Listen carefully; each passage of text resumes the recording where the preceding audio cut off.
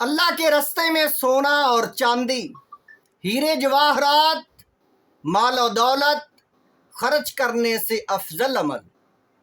یہ حدیث پاک، اس حدیث پاک کو امام ترمذی نے روایت کیا ہے کتاب الدعوات میں، اور حدیث نمبر 3377 نمبر حدیث پاک۔ حضرت ابو درداء رضی اللہ تعالیٰ عنہ آپ راوی ہیں۔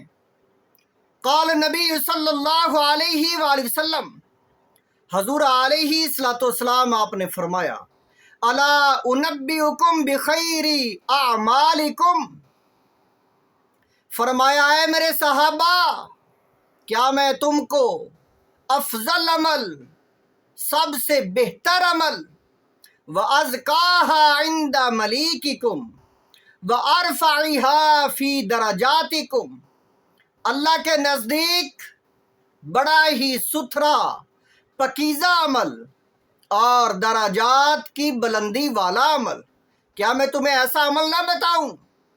تو صحابہ اکرام سن رہے ہیں، حضور علیہ الصلوۃ والسلام ایسے عمل کی آفر کر رہے ہیں، ایسا عمل جو سب سے افضل، سونا چاندی۔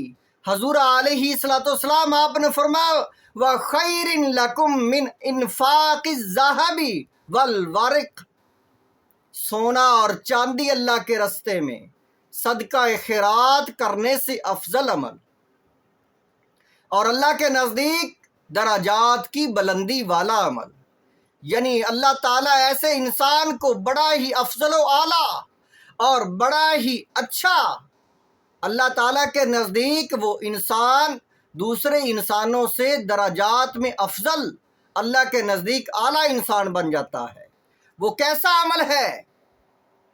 صحابہ کرام نے جب یہ بتایا، اللہ کے نبی حبیب صلی اللہ علیہ وسلم نے جب صحابہ کرام کو بتایا، تو حضور علیہ الصلوۃ والسلام، وَخَيْرٍ لَكُمْ مِنْ أَن تَلْقَوْا عَدُوَّكُمْ فَتَضْرِبُوا أَعْنَاقَكُمْ وَيَضْرِبُوا أَعْنَاقَكُمْ، آگے حضور علیہ الصلوۃ والسلام آپ نے فرمایا، اتنا افضل ہے کہ اللہ کے راستے میں تم جہاد کرو، اور دشمن خدا، تمہارے دشمن، اللہ کے دین کے دشمن جو ہیں، وہ تمہاری گردنیں اڑائیں اور تم ان کی گردنیں اڑاؤ، تم ان کو قتل کرو، وہ تمہیں شہید کریں۔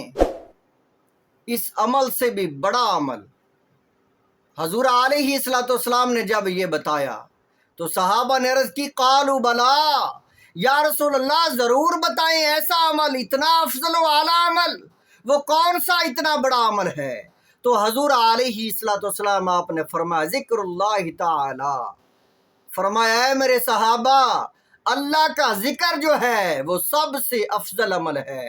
سونا چاندی خیرات کرنے، روپیہ پیسہ دولت اللہ کے راستے پہ، اللہ کے نام پر نچھاور کرنے، اللہ کے راستے پہ خرچ کرنے سے افضل، اور جہاد کرنے سے بھی افضل۔ اللہ کے راستے پہ جہاد کرنا اور شہید ہونا اور کافروں کو قتل کرنا، اس سے بھی بڑا افضل عمل وہ ذکر اللہ ہے، اللہ کا ذکر ہے۔ حضور علیہ الصلوۃ والسلام آپ نے فرمایا، قیامت اتنی دیر تک قائم نہیں ہو سکتی جتنی دیر تک زمین پر اللہ کا ذکر کرنے والا موجود ہے۔ اگر ایک انسان بھی اللہ کا ذکر کرنے والا زمین پر موجود ہے، تو فرمایا اتنی دیر تک قیامت قائم نہیں ہوگی۔